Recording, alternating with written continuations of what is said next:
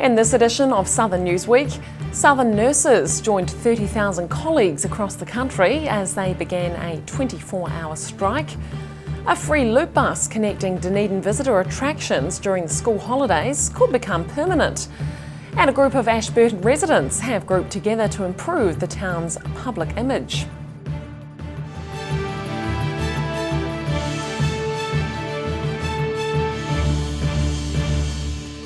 Kia ora, I'm Holly Buchanan. Around 30,000 healthcare workers nationwide walked off the job for 24 hours recently. In Dunedin, there was a solid contingent of protesters supporting the night shift nurses who walked off the job and onto the picket line. Streets around Dunedin Public Hospital echoed to protest chants and car horns as the city's nurses joined a 24-hour nationwide strike. After facilitation talks between the New Zealand Nurses Organisation and District Health Boards founded yesterday. Enrolled nurse Robin Hewitt says nurses aren't taking strike action lightly. This is about negotiations, which we've been in negotiations for well over a year now. We started in June 2017 and we've had 4 offers given to us, but they're not enough for nurses. We want safe staffing now, and we want just a decent wage for every nurse. The striking workers represent around 70% of frontline hospital staff. Hewitt says although many of their number are out on the street over the 24-hour strike period, she says patient safety won't be compromised. Nurses are providing life-preserving services in the 24 hours, so there'll be nurses coming on each shift, 7 till 3 and then 3 till 11, and then on the night shift as well. The New Zealand Nurses Organisation says the strike action is just as much about staffing levels as it is about wages to attract and retain staff. Nurses are also demonstrating at Southland and Lakes district hospitals, with the action ending 7 a.m. Friday morning. In Dunedin, the South Today. A new physical activity and nutrition program which incorporates traditional Māori techniques has landed in Southland. For the first time, He Pikerere has branched out from the North Island to help early childhood teachers develop activity-based lessons, embracing Māori tradition.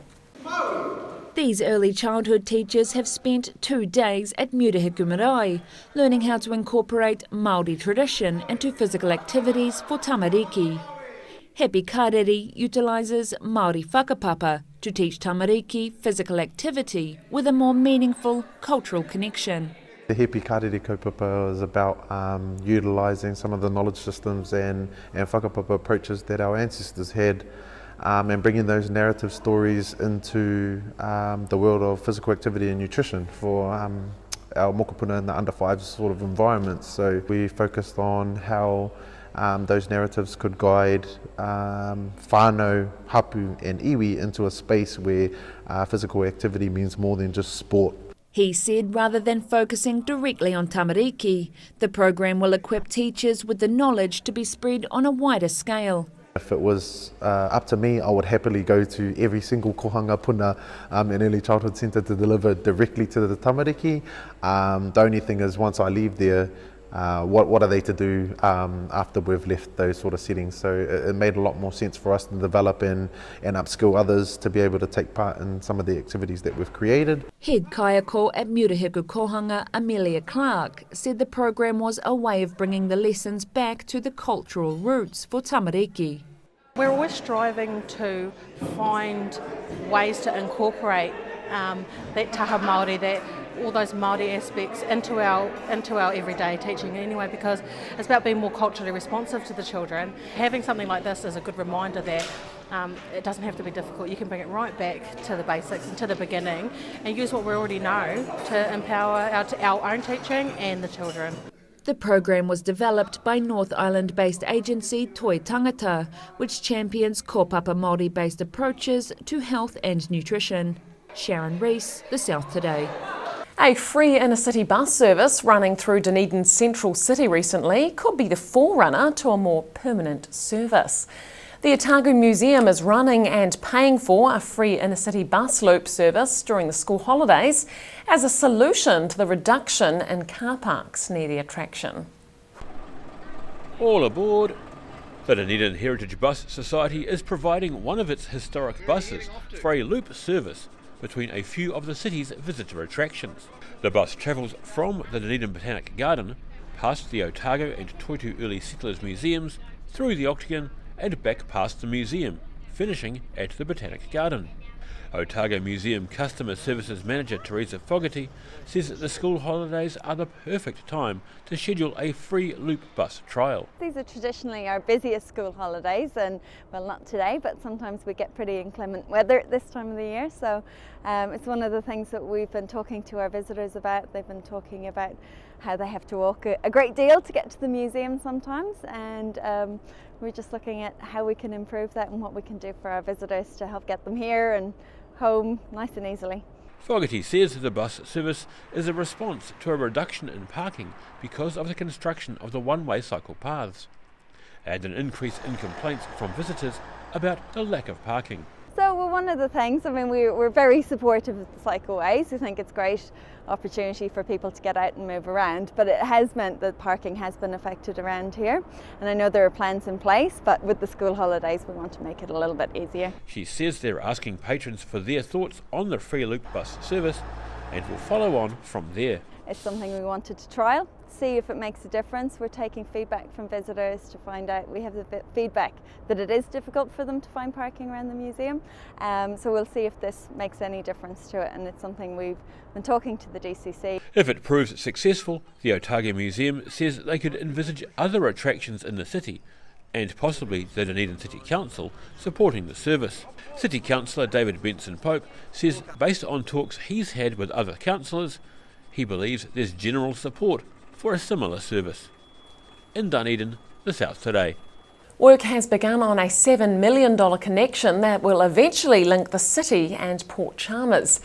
One part of the project, which has raised questions from the public, is a shared cycleway and walking bridge across the Water of Leith. The road cones are out and the process has begun to build a cycle lane which will link Dunedin City and Port Chalmers.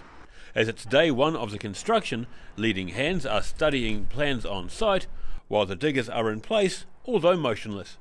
The council says construction will include a $1.2 million shared cycle and pedestrian bridge across the Leith near Forsyth Bus Stadium, which divided opinion today. Yeah, over the bridge here, whereas opposed to probably people are better off just doing the full distance over the bridge, under the bridge and around, because it's all part of the exercise of going cycling for a Sunday afternoon, I reckon. It's probably a bit expensive, but I think it's a good idea, just connect the cycleways, because I walk along here a few days a week, and yeah, you kind of get like cyclists coming and they all come over this bridge.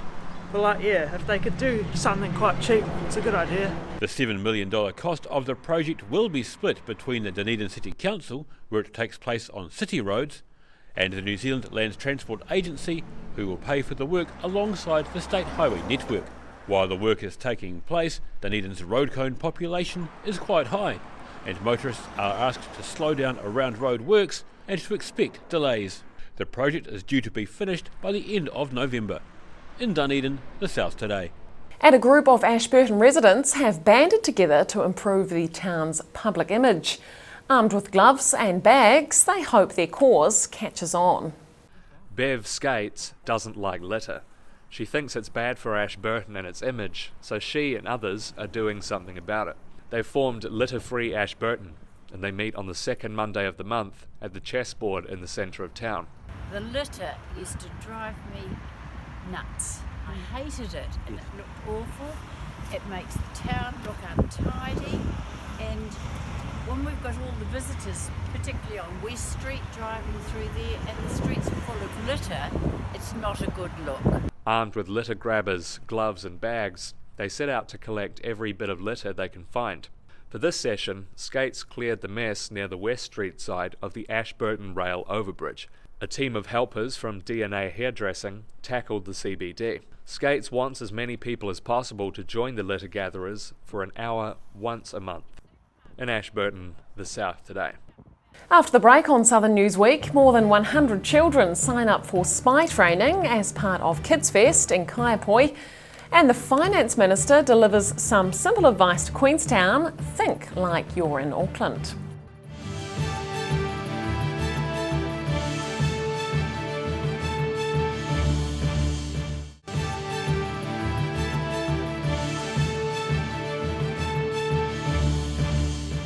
Welcome back. More than 100 children from the Greater Christchurch area signed up for spy training at Kaiapoi. Professional super spy training has been held as part of Kids Fest during the July school holidays at Kaiapoi North School for the past few years. Who is Kaiapoi's next top spy? Is it her? Is it him? They're among some of the youngsters taking part in professional super spy training at Kaiapoi North School these holidays. Their spy master, Jackie Jeffrey, says it's been gaining popularity since it began more than 5 years ago. This is about the 6th year we've run it.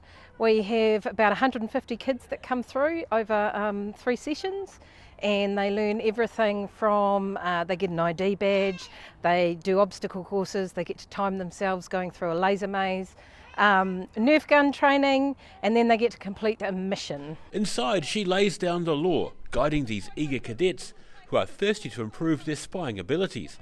Jeffrey says the chance to learn how to be a spy kid is attracting kids from around the region. Yeah, absolutely. All the holiday ones come over and they join in, so it's great. We get, we've had them from all over. We've had them coming in from Rolleston, everywhere.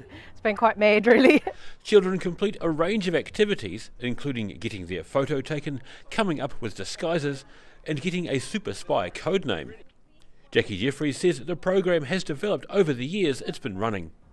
We've made it better. It's kind of, it's always action stations trying to get everything organised and trying to find a mission that is hard but not too hard, you know, and makes it interesting for the kids. Spies in training also complete an obstacle course, take on the laser maze and fire Nerf guns before solving a mystery. She says designing a mission isn't impossible, but it can be a mission. Well, it is top secret. What we've found out is our arch rivals No Fun, and they are the network organisation for organised naughtiness, have stolen our secret bubble formula. Now, our bubble formula is harmless, but when they are going to try and make it into super blob bubbles, which are very dangerous. So we have to solve the find the location of our bubble mixture and get it away from them before they can make it evil. Professional super spy training takes place at Kaiapoi North School during the school holidays. In Kaiapoi, the South Today. And Dunedin's environment might be set to get a little cleaner after the addition of a new air quality monitor on Albany Street. And it could be the start of a network of similar machines across the region. The Otago Regional Council has just installed the region's first PM 2.5 air quality monitor. It's preempting a possible shift in the national environmental standards for air quality that was set back in 2004. It's probable that we will be moving to a 2.5 standard. So we wanted to get in and see what that would look like for our towns and cities across the region. The PM 2.5 measurement means all particles that are at or below 2.5 microns. Mills says Dunedin's air has improved greatly in recent years. It used to breach those national environmental standards. Those standards are all set with limits that are applicable to protecting public health, because of course we breathe all those particles. She says the particles can come from factory emissions, car exhausts, truck tyres on the road and even pollen. Mills says while the machine could lead to further improvements of the city's air quality, it doesn't come cheap. This particular setup, the monitor itself, very high-end electronics and software, $50,000. Enclosure and setup and all the rest, probably another $10,000. Based off the findings of this piece of equipment, the ORC will look at putting in another research-grade installation in Alexandra in the coming year. In Dunedin, the South Today. The Finance Minister was in Queenstown with some simple advice. Think more like you're in Auckland. It's one of the strongest pieces of advice Grant Robertson shared at a meeting this week.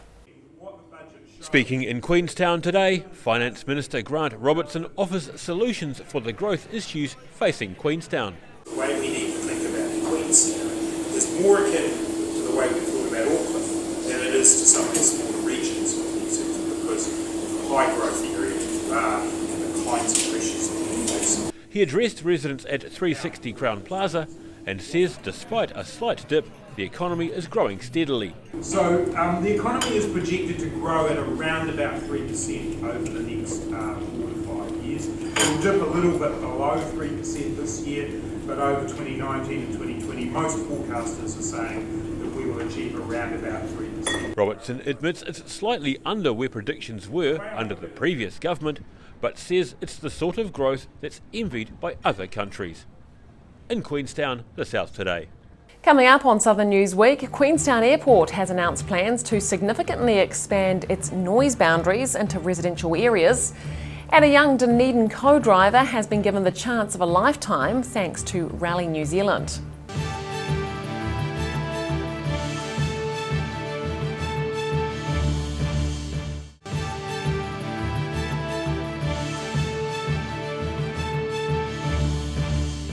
Welcome back. Queenstown Airport has announced plans to significantly expand its noise boundaries into residential areas. The plans also include a doubling of aircraft movements by 2045. But residents living within the new boundaries are being given 5 weeks to respond to the proposed changes. Jets thundering overhead are set to become more commonplace for many Queenstown residents if proposed changes to the district plan go ahead. By 2045, annual passenger movements are predicted to be more than double what they are at present, with an average of over 100 aircraft movements per day. We're really encouraging people around the community to get involved. We've got a number of drop-in sessions over the next several weeks and a lot of information online, so we really encourage people to come along, give their feedback and ask questions. However, there are no plans to extend operating hours past the current limits of 10 p.m. or before 6 a.m. The airport is inviting responses from residents of affected properties, which include Frankton Road, parts of Kelvin Heights, Lake Hayes Estate and Shotover Country. The airport's growth plan includes buying up 35 nearby houses which contain the highest noise levels. And we're hopeful that at the end of the day we're going to have the ability to grow as an airport, but also make sure that we recognize the impact we make and try to offset that and mitigate it as much as possible. The consultation, which includes 6 community drop-in sessions, will close on August the 20th. In Queenstown, for the South Today. And a young Dunedin co-driver has been given the chance of a lifetime thanks to Rally New Zealand. Otago Girls High School student Nikita Gibson has been selected for this year's Co-Driver Academy as she looks to cement a permanent ride in the New Zealand Rally Championship. When 12-year-old Nikita Gibson sat in the co-driver's seat for stepfather Tony Johnston at Rally Otago 5 years ago, she became the youngest co-driver in the history of the event. Now the 17-year-old is about to accelerate her career once again, picked for one of just 6 places at this year's Rally New Zealand Co-Driver Academy. We're going to be taught by some very amazing people that have, through their own careers have developed a lot. So I know that I'm going to learn a whole heap. Motorsport is Gibson's passion, but she's never been tempted to get behind the wheel, choosing instead to be part of the action as soon as possible. Well, as soon as you're 12 you can get a motorsport licence. So I jumped in with my stepdad at the Otago Rally in 2013 and it just kind of eventuated, and there was a chance for me to develop before being able to drive at 16. She's never looked back, competing in rallies all over the country and displaying the temperament needed to be a co-driver in demand. Being calm and collected in the car, because if your co-driver's not calm, then your driver's going to freak out and either do something silly or not push as fast as they probably could. Gibson's currently juggling rallies with school work in her final year at Otago Girls High School. She says coming from an all-girls school, there were a few eyebrows raised at her choice of sport, but her commitment has well and truly won her classmates over. Just because I'm one of the only girls really in Dunedin that does it, one of the only in the country except for Amy in Christchurch at my age, doesn't mean that it's any less than a netball tournament or rugby or The academy is set to take place in Auckland early next month, with Gibson determined to take her career to the next level and compete in a full season of the New Zealand Rally Championship. In Dunedin, the South Today. And finally, South Canterbury residents braved a cold Geraldine evening recently for the annual Lantern Walk. Timaru Courier reporter Greta Yeoman headed along to capture the winter light festivities. Those attending gathered for hot chocolate and treats around the braziers held in the well-decorated space next to the Geraldine Academy of Performance and Arts. The procession then moved through the main streets of the town. Lanterns, lights, winter-themed outfits and even one young child in a clever fantail costume were all part of the parade. That's all for this edition of Southern Newsweek. Get online and check us out on Facebook or keep up with Southern News via our website, channel39.co.nz. I'm Holly Buchanan. Thanks for watching.